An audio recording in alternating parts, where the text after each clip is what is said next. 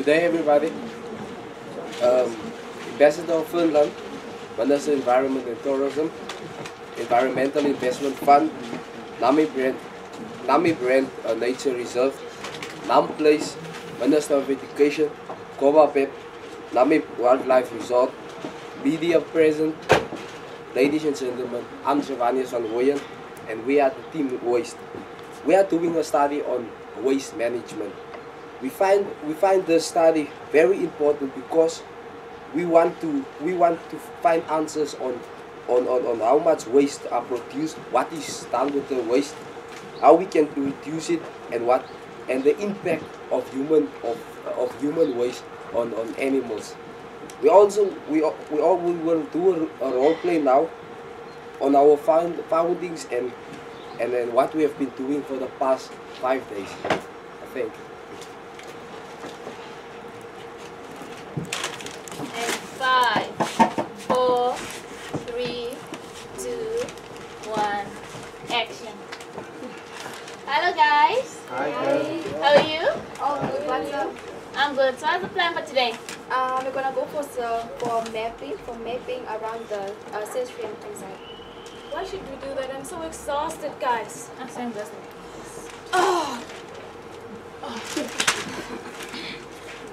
Why should we go for mapping, guys? So that you can check the waste produced around the camp. Okay, that's a pretty good idea. Let's go. Let's go. Guys, Yes, yeah. take a place to take along. That sounds like a great idea. Why should we? Collect the waste. Okay. Okay, let's That's do great. it. Let's do Yes. Let's see some trash here. This place is Trashy. I mean, guys are dumping stuff everywhere. oh my word. Too much waste. Too much waste. So Madman, where are we headed to? Hey guys, let's have a look on the map.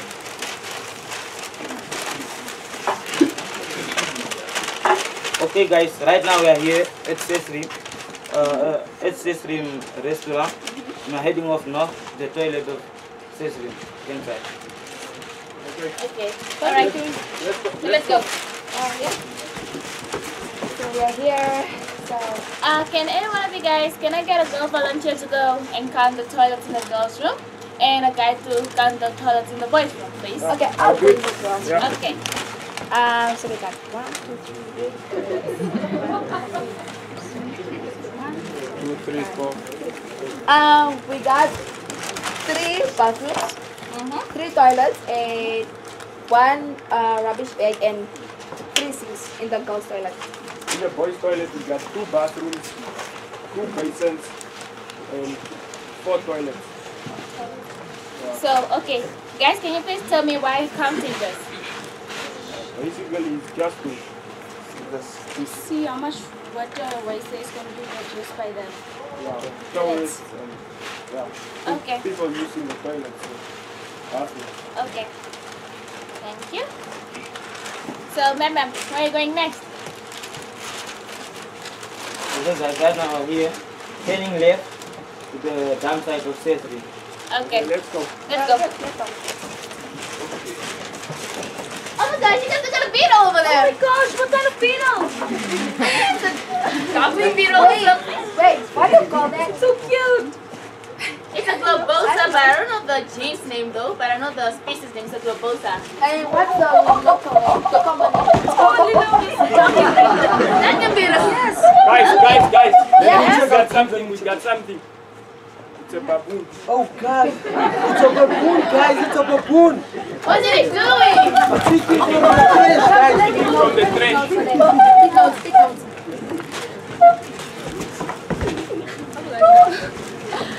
Wow, okay. Looks so amazing. Yes, let's write Let's that take some down. pictures. Where's the camera? Where's the camera? Okay. Yes, I'm done. So Alright. where now? Hey guys, I think we must head off back to the restaurant. Okay, but first we should go with the road. To check if there's some tourists so that we can ask them some questions. Why should we ask them some questions? Because because we saw the animals eating and drinking, eating and drinking at the dam site, and the water they drink is the water from the 2x4 parking lot. So let's just go ask the tourists if it's necessary to have the toilets at the 2x parking lot, or to find out why excuse me, or we should find out if it should reduce the water. Okay. Okay, let's go. That's a good idea. Guys, there's a car coming. Close the gate.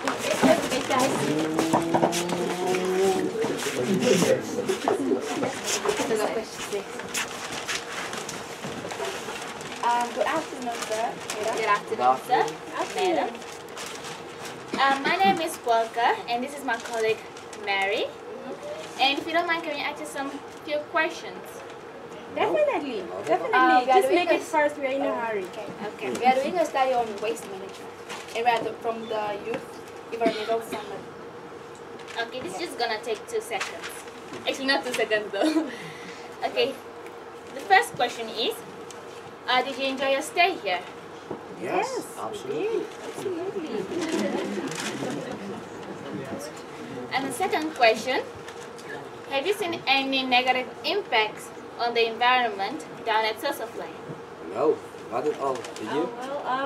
I wouldn't say there's that much impact, but I've seen a little bit of waste here and there and some few off-road drivings. Okay. Our third question is, have you seen the toilet or used the toilet at the 2x4 parking lot? Yes, Yes. we did. If you have a chance to improve them, how will you do that? For me, it's fine. Well, I would say, especially for the ladies' room, we definitely do need sinks there, and we also need more toilets. Yeah. Our last question, will you feel comfortable using a non-flushing toilet? Non-flashing toilet? Yeah, a non-flushing toilet. I wonder why we should be comfortable using a non-flushing toilet. Well, this is because we have 2 tanks of 5,000 liter tank of water that is transported at 2x4 parking lot, and the water at the 2x4 parking lot is then transported and dumped somewhere around the campsite, and this water is really harmful to the animals. Well, since this is a national park and the animals should be protected here, I believe it can be an option. We wouldn't mind. You don't mind? Okay. Alright, sir, ma'am, have a nice day. Thank you for your time. Bye-bye. Bye. Okay, guys. We had pretty cool answers and response, so let's go have lunch. I'm Okay. starving. Okay.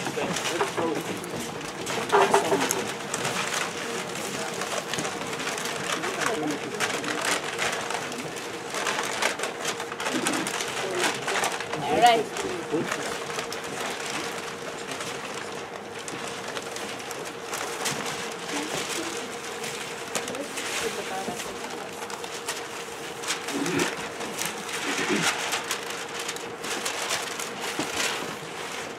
As you can see here, we have our y-axis with the percentage, and on our x-axis we have the question that we asked our tourists. And for my favorite response was this one over here, the last question. The graph with the stripes represents the yes, and the clear one represents the no's. This The basically majority of the tourists, they said yes, they do not have a problem using a non-flushing toilet, and yeah. This basically means that most tourists will feel comfortable using a non-flushing toilet because they're in a new country and they expect the unexpected. And most tourists, when you ask them about the non-flushing toilet, they'll say no because they are used to luxury and all that. Thank you. Yeah.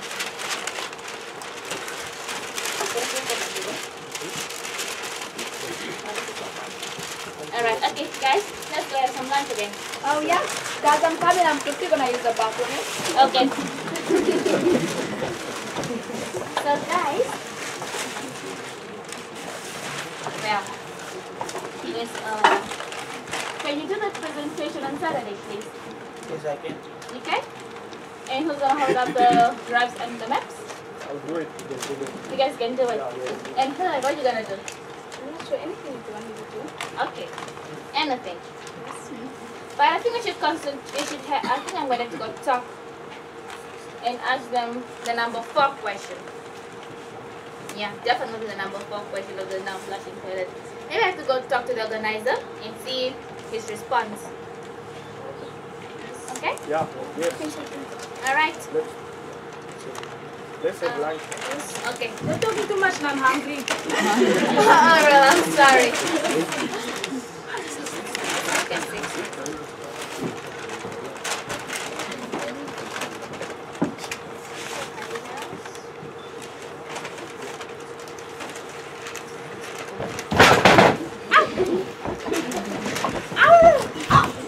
Guys, still check out. You're so cute. Take pictures, guys. I'm gonna look up. Take pictures. It's amazing. Oh my gosh. I'm proud of them though.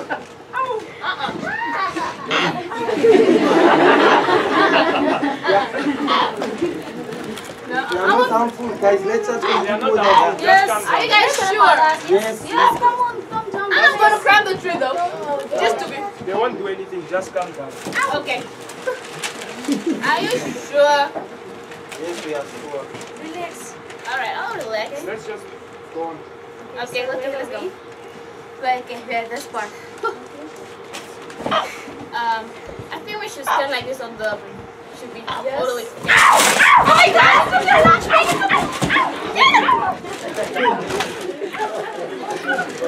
Oh yes. Now that was scary. That was I mean, is it normal for checkouts to behave like that? Guys! Really? Yeah, there were actually 2 jackals and one took Sachi's back. Oh my word! This is normal behavior, like usual behavior. No, I don't think so. Yeah. Definitely is not the normal behavior. I'm still traumatized. So what's next, guys? Yeah. With all this excitement, I think I think I have to go back to the restaurant and go rest. no, wait. I think we should go back to the restaurant and like weigh our waste that we produced today. Okay, that's Good idea. let me just put this because I know it's a waste. Yeah. And guys, why are you going to weigh the weight? At the farm? So that we can. See the amount of waste that we refuse to do for the day. Yeah. Okay, so let's go, guys. So, The scale. see the scale? Let me do the waiting for today. Yeah. Alright, put the scale down. Okay, here we go. Ow! How much? Wow, 50 kilos, guys! 50 kilos a lot. Girl, you should lose 3 or 4 pounds. I should. This is too much. This is too much. Yeah. Yes. Okay, so first, Put on the plastic bag. You take that. You write it down. yeah, Okay, so wait. 65. Wait. Wow, 65 kilos. 65. Yeah. That's a lot of Calculation. We have 5 kilos. Wow. Just for one day, that's a lot of fish. That's a lot. That's a That's a lot. lot of, totally a lot. Yeah, that's.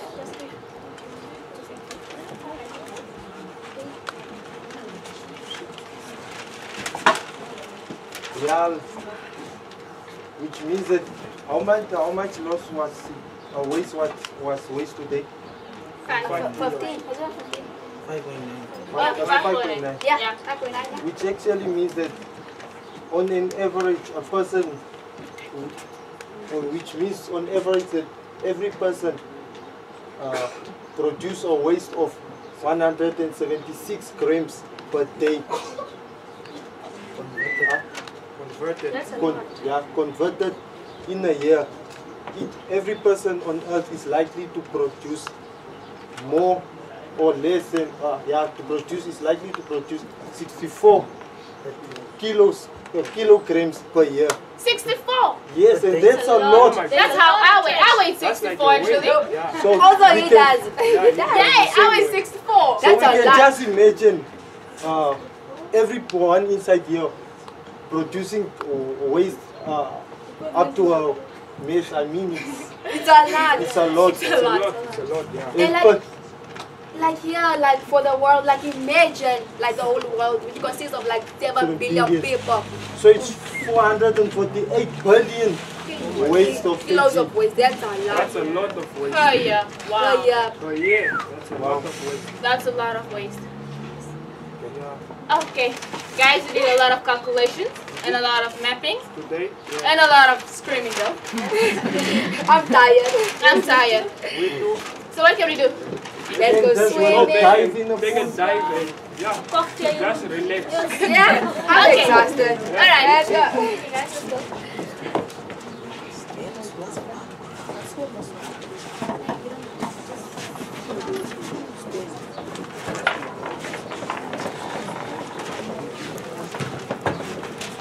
Well, ladies and gentlemen, as you have noticed in our role play that we just presented a few minutes ago, we the team Waste have been studying the waste management around this area, and we took it upon ourselves to do the mapping of the Sesriem Camp, the 2x4 parking lot at the dump site that we have around here.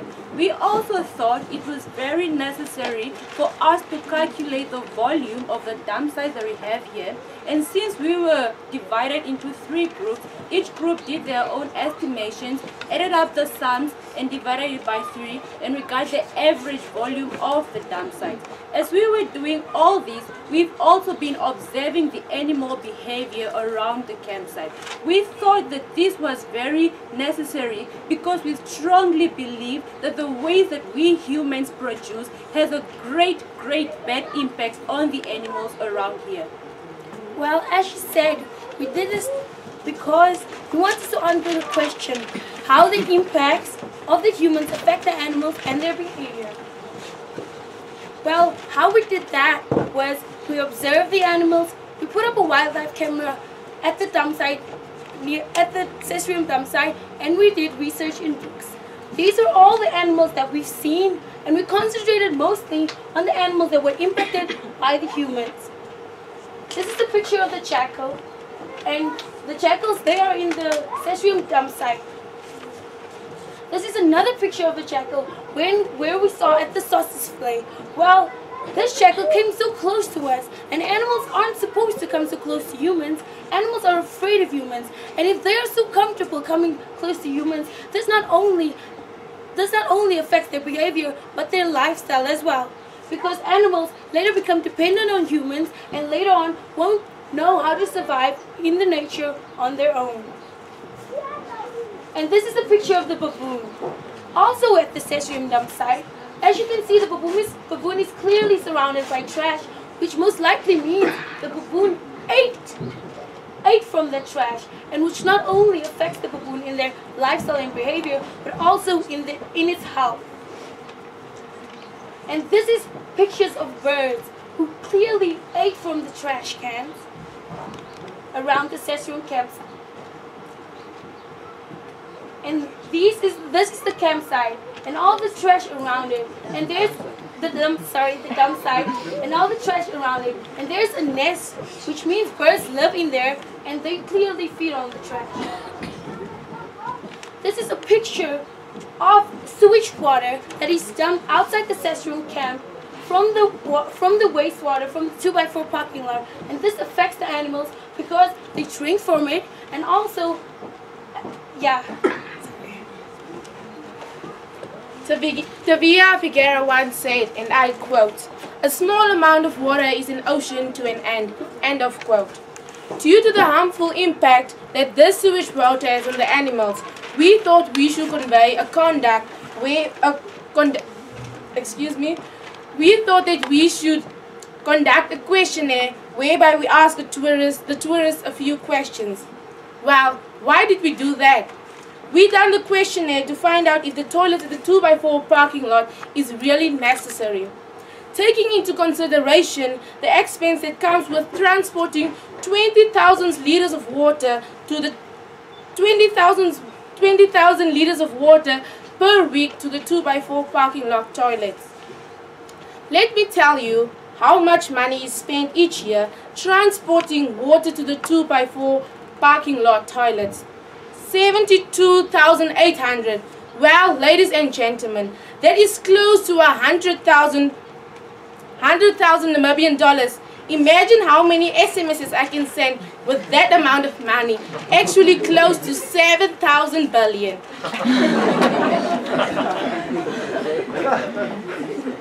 The majority of tourists say that they will be comfortable using a non-flushing toilet. Introducing it will save a lot of money, will save air pollution, and last but not least, also the wastewater produced. And thank you. Now, before that, what does all the finding mean to us? Why do we even care? And how important is all of this to us? Because this is a national park and a conservancy area, which means animals should be protected and not harmed. We also have done a study on the animals' behavior, which means that the human beings should change their way of living living around here in the desert where animals are protected, so that animals cannot be harmed. Thank you.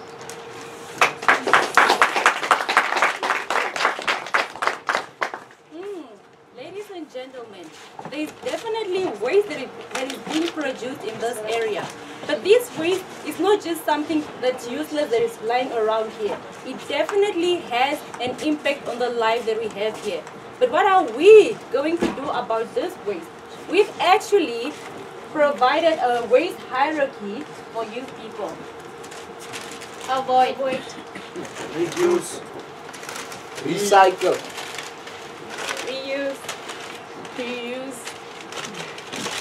Put in the bin.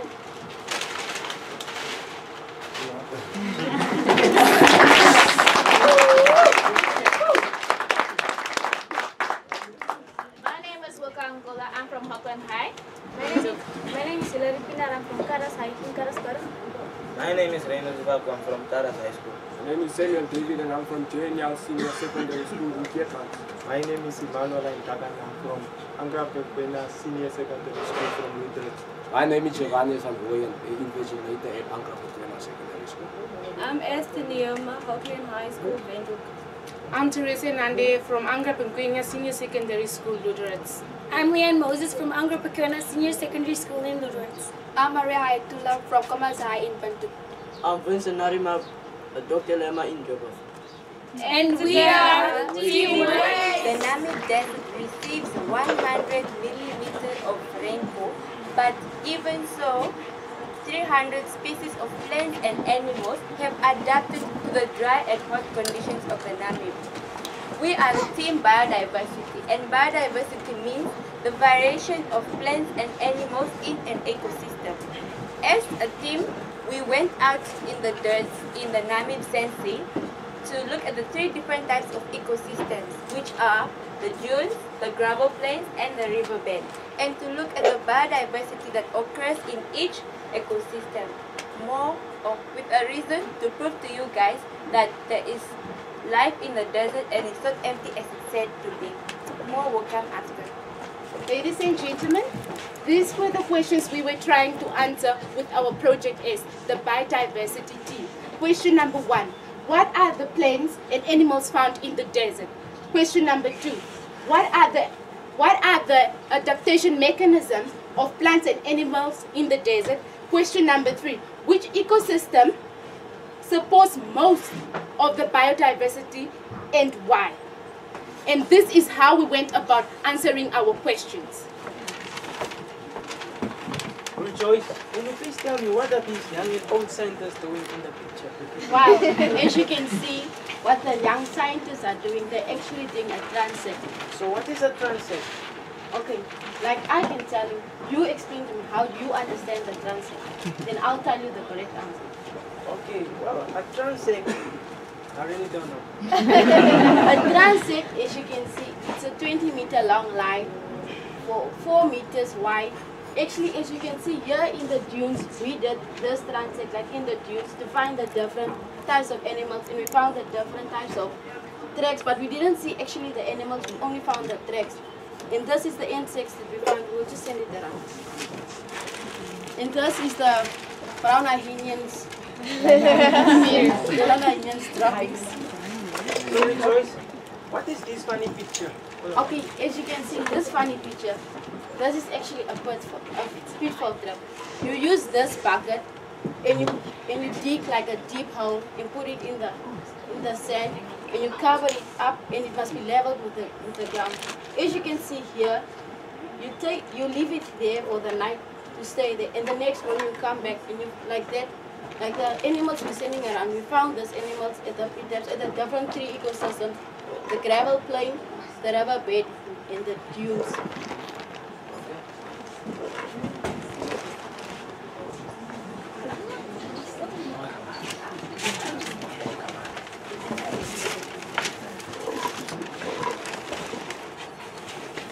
So Kamari, I heard that you visited the Namab Sensi.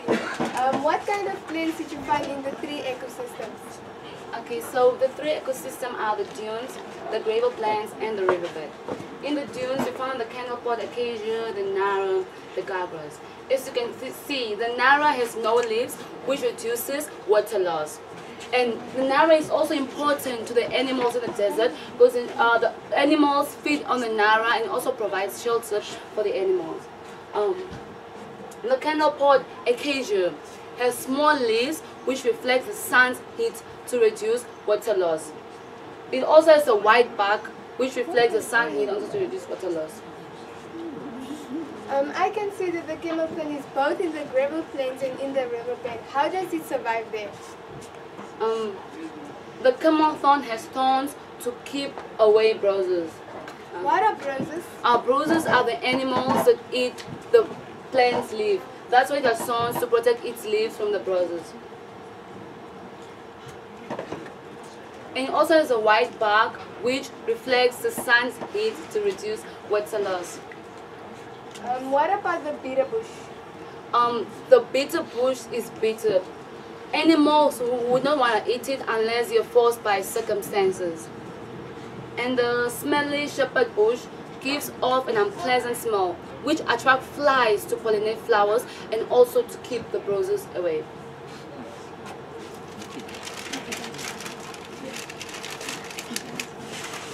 As you can see here is a graph that shows the water loss in plants. For us to bring up this graph, we collected 5 samples of 6 different species, where we used a balance scale to weigh each sample, and we used the weight as the nearest indicator of water loss. And as you can see here, the bitter bush plant lost more water, and then the smelly shepherd bush lost less water.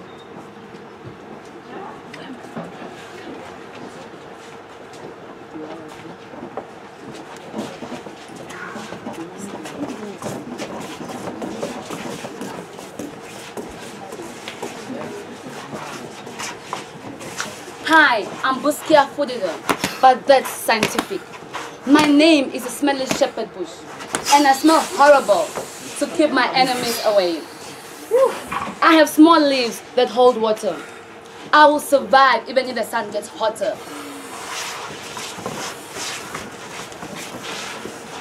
In nature, you have to take ownership, like you're the father. I am the Acacia hebaclada. When it's cold, I open my leaves. And when it's hot, I close my leaves.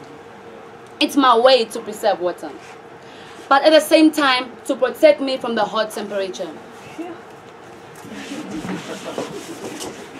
When you touch me, you'll get hurt.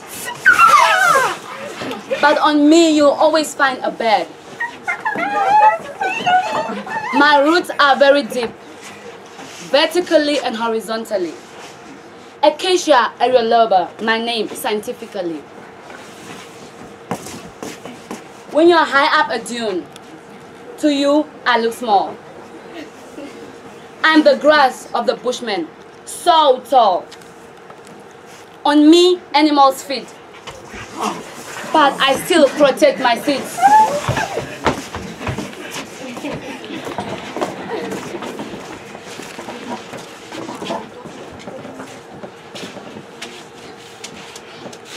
I heard you were on a summit to the Namib Sun Sea, and I just want you to briefly explain to us all what animals you found in the Namib ecosystem. The animals we found in 3 different ecosystems. First and foremost, I'm going to start with the dunes. We actually saw a sidewine adder. The snake, it buries itself in the sand and leaving only its eyes and its tails exposed. Why does it bury itself in the sand? Because in the sand it's cool, ne? And it's easy to catch it. Right? The white ladies? Okay, about the white lady spider, I actually have one. Just pass it on.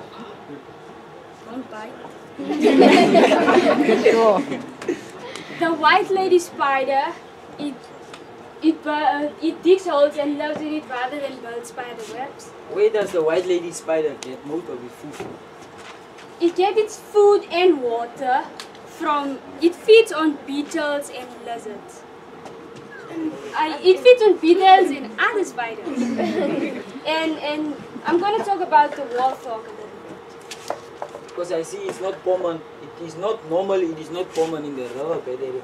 So can you briefly explain to us, or most probably why you found it in the riverbed? The warthog is not common in the Namib sand. Namib dunes, but we actually saw 3 warthogs in the riverbed. Because it's in a riverbed, for the warthog, it's easier to dig its burrows and live in it. And because it's in a riverbed, there's a lot of trees, so it's a shady area. Where does the warthog get most of its food from? The warthog, it feeds on the roots of the trees. And I'm mostly going to be focusing, or specifically going to be focusing on the springbuck and the oryx. Now tell me, as you see here, as we were doing our field trips, I always saw the springbok and the oryx always under a tree. Why is that? As you can see on our pictures, the oryx is normally during the hottest part of the day, which is during 12 and 3. They are normally under trees. Why? Because of the cooler temperatures under the tree and the hotter temperatures on the gravel plain. So there are no trees there. They would rather prefer being under trees, under the shade, where it is more cooler. Now tell me more about this white. Why does it have this white underparts? The springbok is having a white underpad, as you can clearly see on the picture. That white underpad, it is there for reflecting most of the heat that is coming from the ground. So it doesn't normally need to be under trees like the oryx. But if there are trees, it will make its way to the trees and be under trees. And why they are also under trees is they will be there for shade, and they are also leaving their droppings there, which can be as a fertilizer, because no one goes to throw fertilizers in each and every tree. So they are like fertilizing their own trees, so that if they fertilize the trees will also be doing something good, which is having shade. Now, as we're doing our field trips, I always saw the springbok in the gravel plains. Why is it? It's because of it's like it's open. Why is it? Tell me more about it. Yes, the springbok is always in the gravel plains, where it is an open area. They can see predators easily, they can see hunters, and most probably the reason why they are in the gravel plains is because in the gravel plain, the surface of the soil, it is harder compared to being on a dune.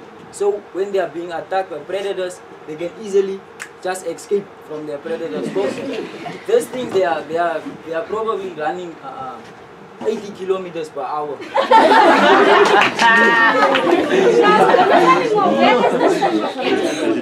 The springbok gets most of its water from the plants eat. They eat like plants that are having water. They will prefer eating watery plants than eating the dry one. So they also get most of its water from the plants, so they don't need.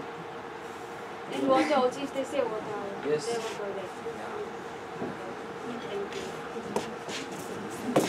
Yes, yes. I can see that you have a bar graph on the slide with the ecosystem of the most number of animals. Can you please give me more information? Enlighten me. You know that I'm saying you are getting curious. Please, let's go to the kids. As you can see, the blue represents the dunes, and the red is for the gravel plains, and the green is for the rubber. And as you can see here, the dune ecosystem supports the most biodiversity or in the number of individuals. But let's go to the y-axis.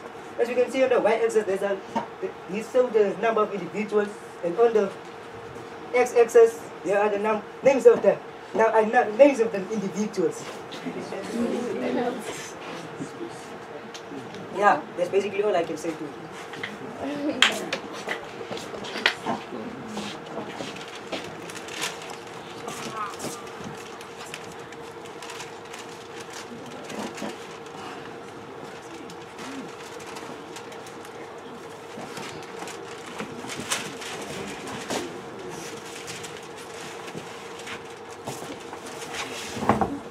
Hi guys, we are actually doing the third question, and our topic is the number of species in the habitat. On our y-axis, we have the number of species, and on our x-axis, we have the habitats. This is our key. The yellow represents dunes, the red represents the gravel plains, and the blue represents the rubber bed. You guys are actually wondering why the desert has more species.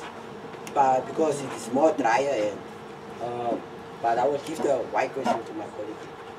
Ladies and gentlemen, the dune has the most number of species, for these three ecosystems. This is for one simple reason that we have observed. This is because the dunes support a number of. It's because the dune supports a variety of plants and has a lot of variety of plants and supports most numbers, and supports most of the number of animals. Like the Nara plain, we found a lot of tracks around the Nara plain, and we also found a lot of small insects around the Nara plain. This is because they feed on this Nara plain. We had the riverbed as our list, which had the least species. This is simply because of what we have observed. This is because it has the most, it has the less species and plant species, and it only had these large trees, which is only supporting or giving shade to these big animals like the springbok and the oryx. Thank you.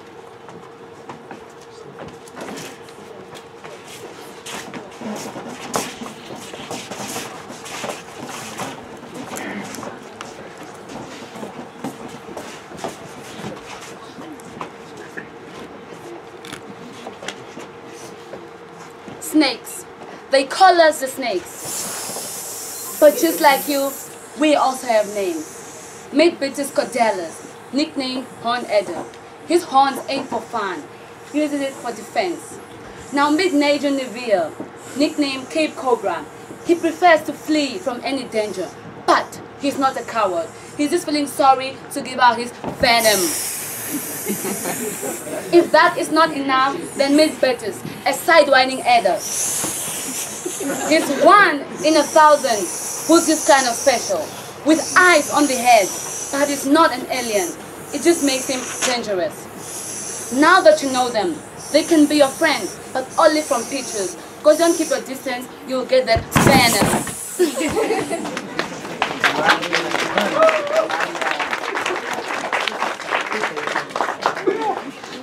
As you just saw from our presentation, the desert is not bare and barren as some people might think.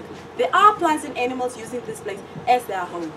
These plants and animals have different adaptations, such as the Nara, which has no leaves to reduce water loss. Animals are active during the coolest part of the day, such as in oryx. And some animals burrow in the sand during the hottest part of the day. In other words, the desert is dry and awesome.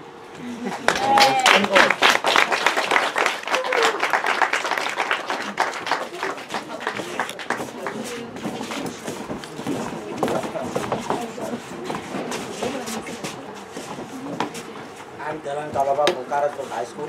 I'm Blessed Sarpe from Karatpur High School. I'm Rudolf Reid from Karatpur High School. I'm Susanna Hamish from Angra Pequena Senior Secondary School. I'm Penny Akwake from Angra Pequena Senior Secondary School. I'm Kamara from Commerce High School. I'm Constantine from Angra Pequena Senior Secondary School. I'm Tia from Negumbo SS. I'm finally Riaba of Dr. I'm Malakia Tobias from Angra Pequena Senior Secondary School in Lodret. I'm Noreen Tutalipe from Angra Pequena Senior Secondary School in Lodret. We are the biodiversity. And what we will be presenting to you is all what we've done during these past 5 days. Okay, so Rachel, what are the two major problems we experience in the desert? You know, Dumeni, a desert is a very unique area. However, it's very sensitive. I'm more concerned about off-road driving and dune trampling. I'm concerned about the two because they are major problems and they do not only cause disruption to our biodiversity but also to the nature's formation. Okay, so can you please tell me more? What is the meaning of off-road driving and dune trampling? Well, off-road driving is when people tend to drive off the road and not on the provided road, leading to them having to make new tracks and therefore surface cuts which can last for more than decades. And dune trampling is when people trample and climb on these dunes for excitement and enjoyment without knowing exactly what impact they can have on it. So I hope I'll learn more. Surely you will. Lifeless dunes, senseless land. They can't say don't, they can't say stop. Formed with precious time and giving life to many. A home to animals and plants. Most importantly, endemic species. Happy and excited they are in the world until we come disturbed. We trample on them, beautiful lifeless dunes. Plants we destroy, animals are forced to move elsewhere. Drive off the road, compact the soil and create surface cars. Can you imagine the damage we are doing, the life we are taking away, and the unique area we are destroying? It's called killing. We depend on this for life and exposure. What change can we do? Follow the rules. Do not drive off the road. Do not trample undisturbed dunes. Care for your great-great-grandchildren and protect this for them. They do this to save and most importantly to give the true meaning of nature's beauty and awesome biodiversity. That's if they don't die first. Following is a role play we have prepared to show the impacts of road driving and dune trampling.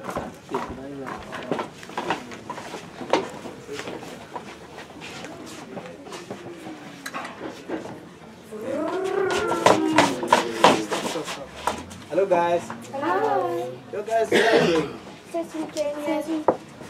Oh. Salsa play. Pet play. You gonna go have fun inside? Yeah, I'm also going to for the fun. Okay. You guys, I hope you get a payment with rule on it at the gate. Yeah, we read all of them. So, but I want just to be specific on some rules. So, you guys, you guys never try to off-road and don't visit dunes or some places which they are not yet visited before. Okay. I don't think so. That is our first time. Yeah, the sign is the district sign along the road. You can go and enjoy it. Okay. Oh, look at those dunes. Let's go. No, it's bad. It doesn't matter. We can just go there. Nobody can see us. But the sign says don't drive off. Doesn't matter. We want to go there, right? Okay, let's go.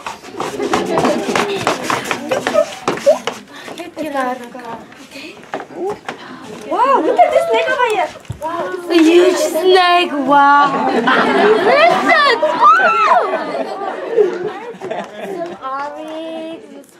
Oh, can you see the dancing lizard? Wow, it's so nice. Yeah. No. I can't trust these guys. I may follow them.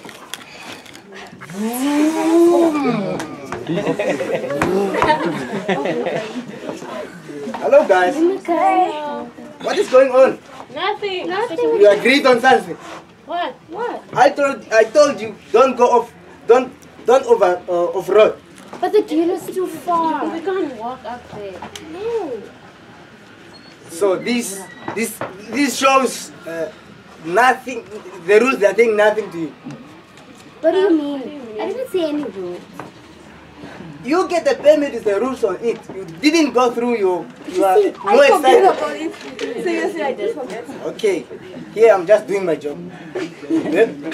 We have to take the rakes and everything to clean up your message. Excuse us? Can we pay? Can we? You have to pay and clean up. Can we double the price? Really? Clean? Me? Yes, Clean? of course we have to. Can't you see the size? It's very... What are you there for? You should clean. It's getting hot here. You have to get a ticket for 300. I thought it's gonna be 1,000. It's nothing. You can afford that. The kids you're gonna pay it at the nearest town, at the police station. Okay. Let's go.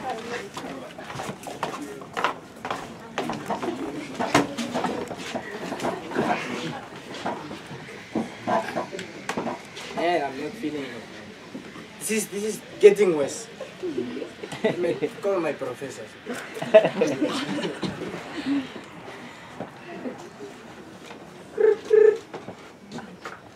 Yes, Professor Dumsai. Hello, sir. How are you doing? I'm fine, thank you, sir. How are you? I'm not fine. There's something which is pulling me down. What is that? I need your help. You may come in here and discuss about it. Okay, I'll be there in more or less 20 to 40 minutes. Thanks.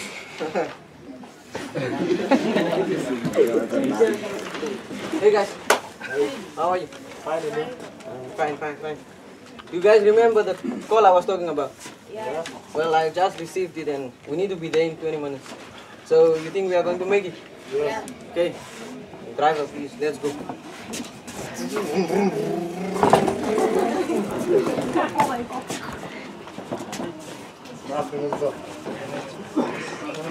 Hello. Yes, guys. Yeah, I'm not feeling good. I heard there was a big problem. What was it? These visitors of mine, they are trying to disturb the environment. They don't care about the vegetation, everything. So you guys, you have to go in the field and find out what is normally happening there and what must we do to protect it. Okay, no, we have no problem, but I think those are the ignorant ones, right? Yep. Because the rules are on the permits and, yeah. I mean, yeah, you know. So, what I think, guys, we just need to split up in groups of 2. Yeah. Then we do what we have to do. So, come up with a positive result. What do you guys think? I think it's a great idea. Okay, I think we should get going.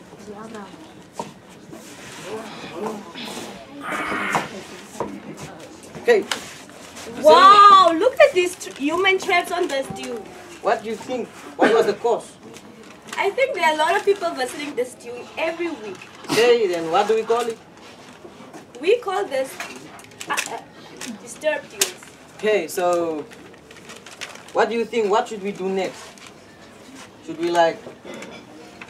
Okay, I thought of an experiment, and it's like we compare this dune with that one. Okay, so you follow, you go, I'll follow. Wow, look at the scorpion. I think you need to record it. Yeah. Okay, we even have some dung beetle tracks here, dune dung beetles. Okay, and I think... Yeah, let's go to the other one. Okay. Wow, 3 dung beetles. Look, there is a dancing lizard. Okay. See, so what do you think? What's your observation? What have you observed? Okay, then I'll go discuss with the other police there. Okay, so let's go and show them what we've got.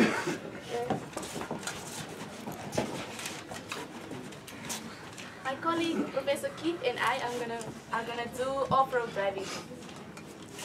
I think when we are driving, we must count the off-road track between Sausage Plate to Sesriem. I think so too. Let's go. You count on the right, I'll count on the left-hand side. Stop over here.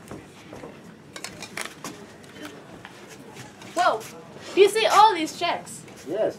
Now what do you think? What are the major effects of off-road tracks in our environment?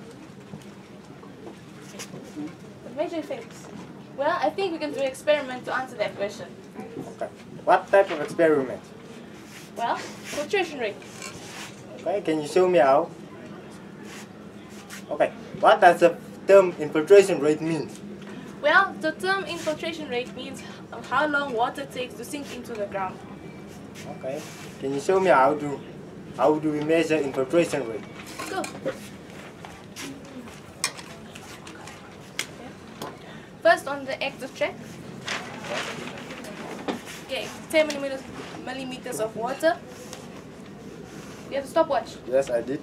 Okay, 1, 2, 3. Wow, this is taking really long. Stop. Okay. Then I think we should do the same experiment on the outside of the track. 10 milliliters of water.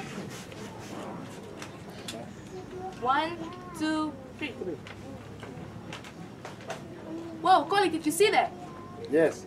Now, can you tell me what you observed? What is the difference between the infiltration rate on the track and the infiltration rate outside the track? Well, my observation is that the infiltration rate is lower on the active track and higher outside the track. Okay. Since we measure the infiltration rate inside and outside the track, I think we must also measure the soil stability. That's a great idea. Okay. First on the track. First we take a bucket, we add it with water. Then we take a sample of an active track, Sample of soil. Sample of soil of an active track. Okay.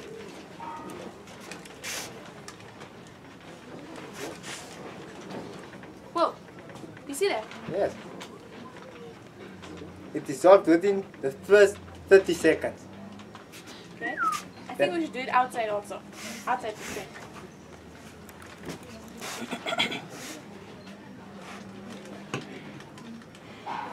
Okay, let's do it.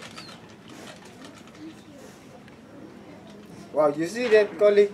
Yes. The soil within the first 30 seconds is still stable inside the water.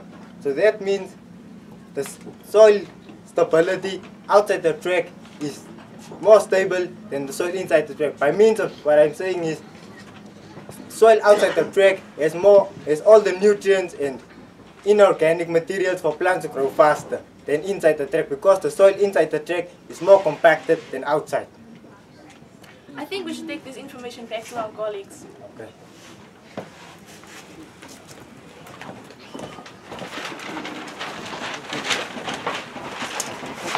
So, what did you guys observe? What was your observation? Well,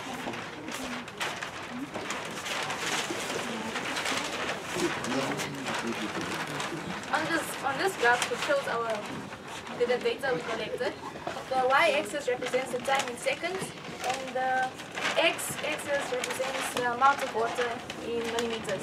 And the key, the blue line shows the outside track, and the red line shows the inside track. On the inside track, the infiltration rate on the inside track is higher. Yeah, it's higher.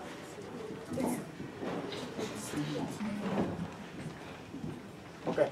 The infiltration rate inside the track took more time to dissolve into the ground than on an outside track.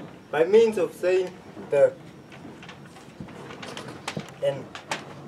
outside track is more fertile and the water dissolves quickly. And so our conclusion is that off-road tracks are a major problem. So, our results or our observations, it shows it all. On the x-axis we are having the categories that consists of animals, plants, dung, and insect and animal tracks. And on the y-axis, we have the total count in percentages. So, it shows it all. This almost 90% of biodiversity is found on an undisturbed dune. And the other 10 is on the disturbed dune. So, the key above indicates that the black column indicates that dune 46 is an undisturbed dune, and the red column above indicates the dune 45, which is undisturbed, and that which is disturbed, yeah. And the biodiversity on dune 46 is more in comparison to the biodiversity on dune 45. So, in conclusion, us as humans have a very huge impact on the dunes and the biodiversity around it. Like in an example, when we climb dunes, sand falls down. And when the sand falls down, it covers the plants under. Because of the coverage, the plants can't get sunlight, which makes it impossible for photosynthesis. Well, ladies and gentlemen, what are we trying to show you in today's presentation? What we're trying to show you are the impacts of off-road driving and dune trampling on in our desert areas. We have shown you that humans threaten the well-being of our desert areas referring to its biodiversity and its natural formation. Now, the question still remains, why are we studying this? Why are we here? And what is the necessity there that we should learn about this? We need to learn about this to find solutions to these problems and to ensure that we protect our environment. We need to protect our environment to ensure that we protect our desert areas, its biodiversity and its uniqueness. When we protect our environment, we are avoiding an extinction of our endemic species which are not found anywhere else in the world. We are ensuring also a benefit to our future generation. Our future generation need to see the exposure that we also went through. Well, we also need to guarantee an independent economy in the future. What do we mean by this? What we mean by this is that tourism is one of the most largest sectors and sources of income in our country. So by protecting our tourist attraction sites, by protecting our environment, we are ensuring that there is a protection of it, and at the end of the day, it's still to exist after 40 years, and we are able to benefit from these tourist attraction sites by not destroying them. Well, now, are there any solutions in place to solve the problems we have mentioned earlier on? Yes, their solutions are there. However, we are recommending an enforcement to these solutions to make them effective. What do we mean by this? We have found out that giving fines to people is the best way of regulating and controlling people to follow rules. This is by adding a figure to the fines that we give to the offenders to ensure that they follow the rules that we bring up. We also recommend that people should clean up the tracks that they make to ensure that they become invisible and that drivers are not given an incentive to drive again on these tracks and cause more damage, but to allow it to recover. We are also recommending and suggesting for supervision around our desert areas. We have found out that we only have one supervisor around the desert area to control and regulate these laws. However, that is not effective enough. What we need is more supervision to ensure and to avoid people from committing this, offending our law. And most importantly is education, the reason why we are here, to learn about our environment and why we should protect it. We should create awareness wherever we are, through campaigns, through summits, and to ensure that we protect it in the right way and why we should protect it. People should be aware on the reasons of why we should protect our environment and the huge negative impact they can have on it. Yes, it's true The earth has enough to provide for every man's need, but not every man's greed. And that's why it's very important that we walk lightly on it as other creatures do, to ensure that we shape our world in a very good manner by protecting our environment. With that said, we thank you.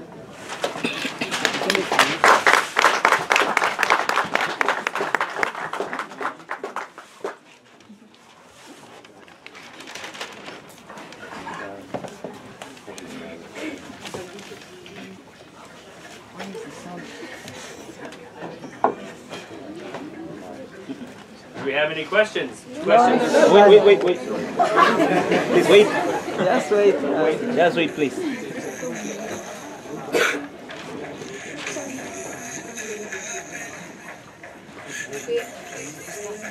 Okay, can I? Okay. Sorry. Tidak apa-apa. Okay.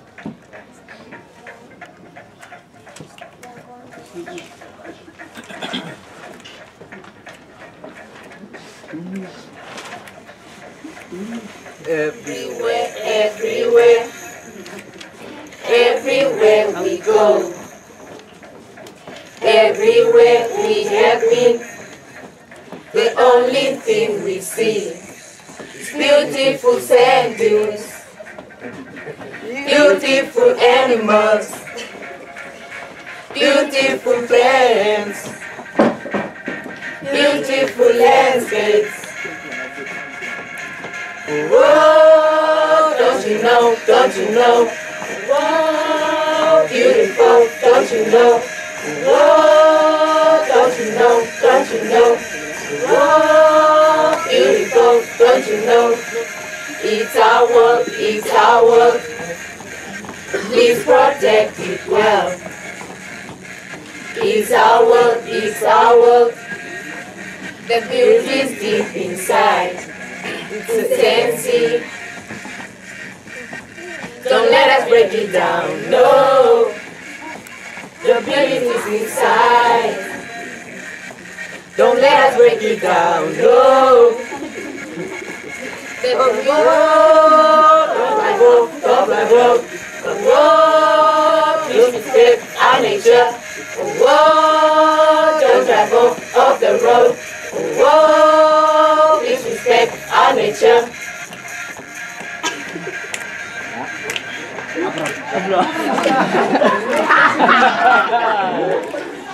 Take your time, take your time. Take your precious time. Take your time, take your time. Take your favorite rules. I'm Keith from Vietnam. I'm Eve from River. I'm Hilary from Midlands. I'm Andrew from River. Tumeni from Carlsberg. I'm Rosina from Midlands. Rachel from Vendub. Rosalia from Midlands. Salima from River. Werner from Karasa. Whoa!